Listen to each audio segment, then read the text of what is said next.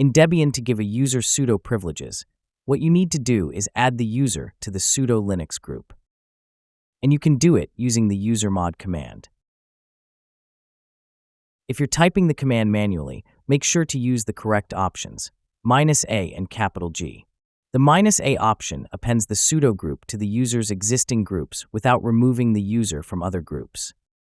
Also, the usermod command needs root privileges, so you have to either log into your root account or use another account that already has sudo privileges. Here I'm going to add the user one to the sudo group. Currently, the user isn't a member of it. First, we will log in as the root user.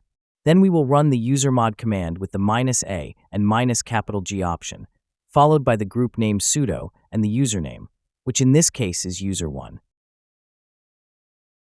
After running the command, make sure to restart the computer.